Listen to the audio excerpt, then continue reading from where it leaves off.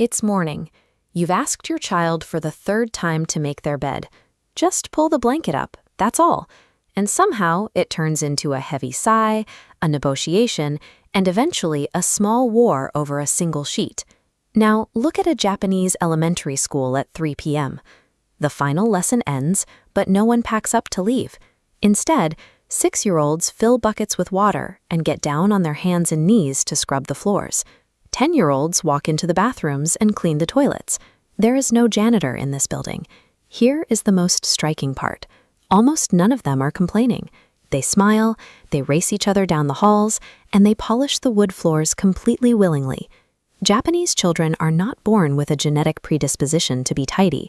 They aren't scrubbing baseboards because they fear strict authoritarian punishments either.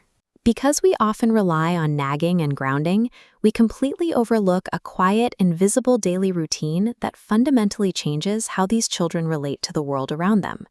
Most Japanese schools have a period built right into the daily schedule called oji, or cleaning time. It lasts about 15 minutes, usually after lunch. Gentle music plays, and the entire building shifts into motion. It is as ordinary and predictable as math class. The students don't limit themselves to their own desks. They sweep the stairs, sort the recycling, wipe large glass windows, and take full responsibility for scrubbing the bathrooms. This tradition has been practiced for generations, far predating modern productivity trends. Many children even bring hand-sewn cleaning cloths from home, kept specifically for this daily rhythm. One reason this works is that the effort is communal. The entire class cleans at the exact same time, meaning no child ever faces a bucket in isolation. The adults clean right alongside them. Teachers and principals pick up cloths and wipe down the corridors with the students, flattening the hierarchy of the chore. When everyone participates, the sting of being singled out disappears. The task stops feeling like a punishment and functions as a daily act of belonging to the school community.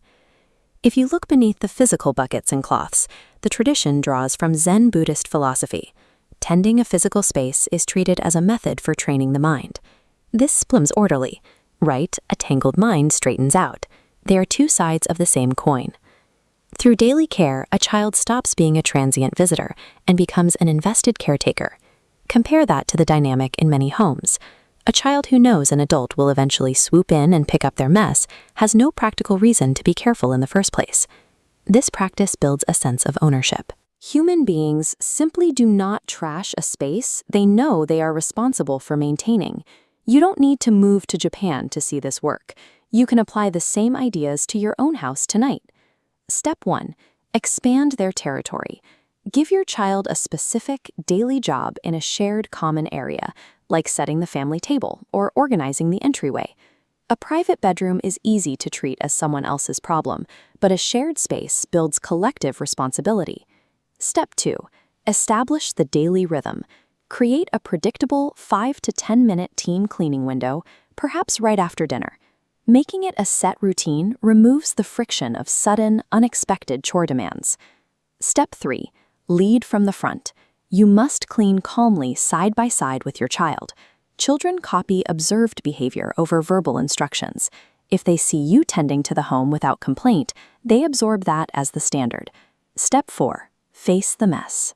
When your child spills a drink, resist the urge to swoop in with a paper towel and fix it for them. Hand them the cloth and gently help them wipe it up.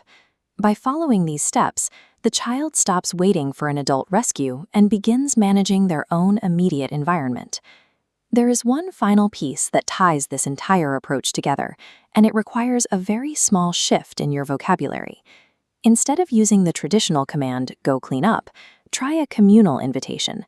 Let's take care of our kitchen. It is a tiny change in words, but it points a child towards the same feeling of communal care that the Japanese ojaji time creates.